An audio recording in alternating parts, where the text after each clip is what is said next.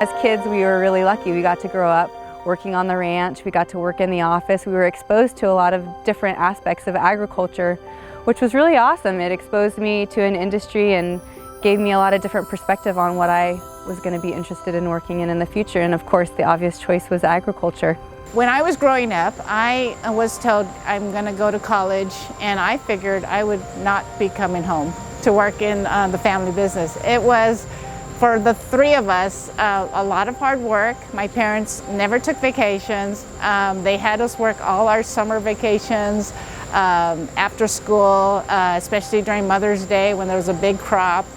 We'd come in and help. So the thought of actually taking over or actually working for my parents' business was not thinkable at the time. Over the 40 years that I've been involved in agriculture, I definitely have seen more women get into agriculture and accept more leadership roles.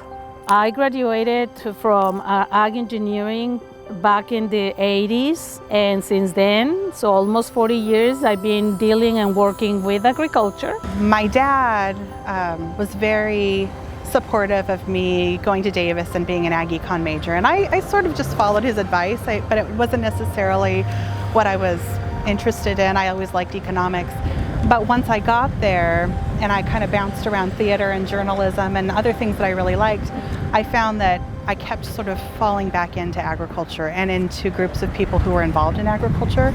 And then my skills that I'd built up in theater and communications were good. You know, ag communications is a big deal, and ag policy is a big deal. And so I just was able to find kind of that perfect meshing of my worlds in this position and the positions I've held, and was really inspired by my family.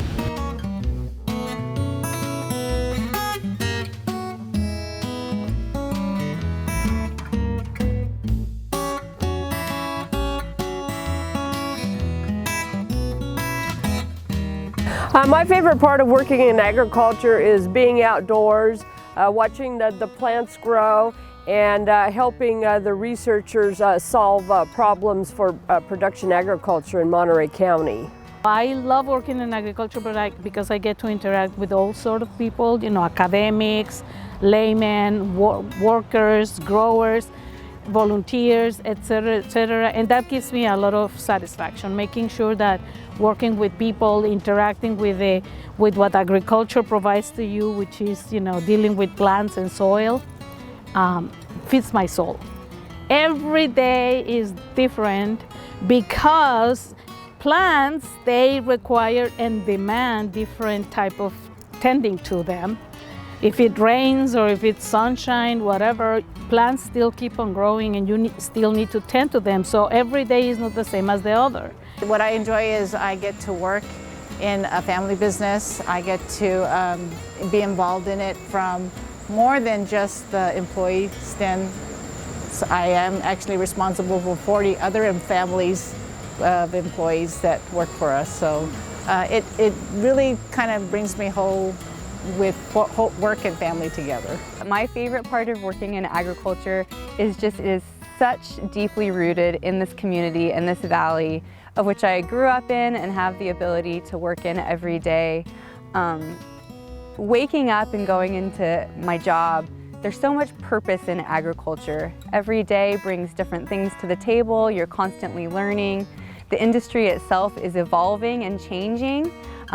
So it's so fun to be able to get to keep the values that were instilled in you, from previous generations, but also learn to adapt to the changing industry. It's really exciting. Just talking from the programs that I work with, it is very interesting that 90% of the staff, from field workers to directors of the operations, are women.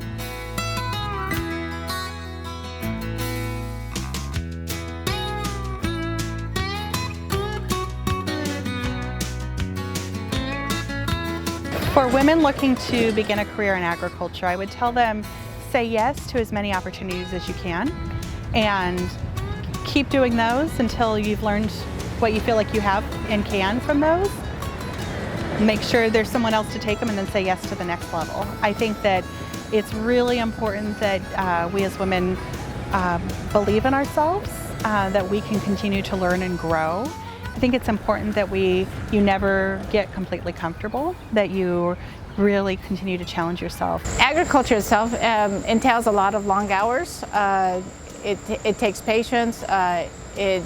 We have to anticipate what Mother Nature will bring. There's a lot of risk involved. We accept that because we've been doing it so long. If that's not in your palate, then it's probably not for you. It's not a guaranteed way of living. We actually can do it, and we've proven that we've done it. I look at my 40 employees as employees with families, and I protect and actually promote those families as well. And I have to basically make this business work for not only my family, but also their families. I would tell other women who are starting their careers in agriculture that the possibilities are really endless in this industry. The industry is changing and it's really evolving every day. A lot of people think that being involved in agriculture means that you actually have to be involved with the production or the harvest activity every day. That's not the case. There's so many external things that agriculture touches, and there's so much opportunity to get involved. We're talking about policy making, we're talking about ag education, we're talking about teaching. Like I said, the possibilities are just endless. I would encourage all young people, especially women, to just get out and get involved and find those things that really speak to your heart and you have genuine interest in.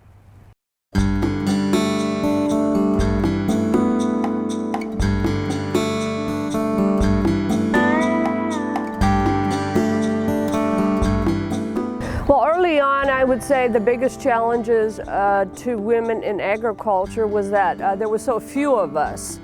And so that meant that there weren't very many role models or mentors, and that's very important to anyone who needs to get into their career. Some of my female role models in agriculture would definitely have to be my grandmother, my mom, and my aunt. I mentioned being able to ride along with my grandfather at an early age, but my grandmother was right there alongside him getting the farm started all those years ago. That was really unique for that time. She had equal say and she was right there alongside. And again, my mom and my aunt, they were out in the fields too, just like my uncles, helping move pipe, driving equipment. And that was a really powerful message that was instilled at me from a really young age as a young woman, that there was nothing that was too difficult to overcome and that they had really paved the way for opportunities for myself and other female members of not only our family, but of female members of this entire valley and community to get involved in our industry. Mentorships are very important, and I've had wonderful mentors that are men and women, but since this is about women, I'm going to call out a few of the women.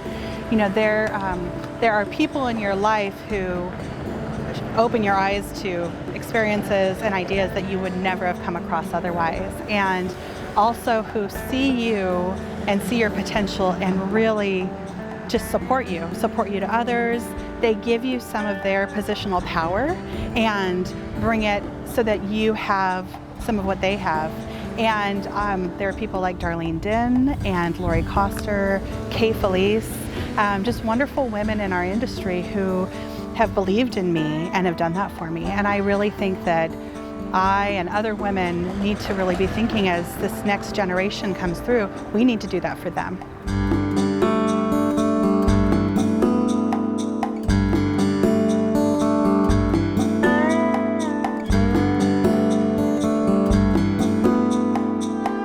For the future, I would say it's just wide open. I mean, there's so many different avenues that women can get involved in nowadays. I think maybe technology is one area that women would be excellent at. Something that I've been in touch all my life, this type of mantra that we need to feed our three parts of our person, physically, mentally, and spiritually. And that's why I decided agriculture does it for me, and I hope it does it for a lot of you. Monterey County is the best place to live. You can't beat it. And I say raising a family here is ideal as well. I wouldn't have given this up for anything.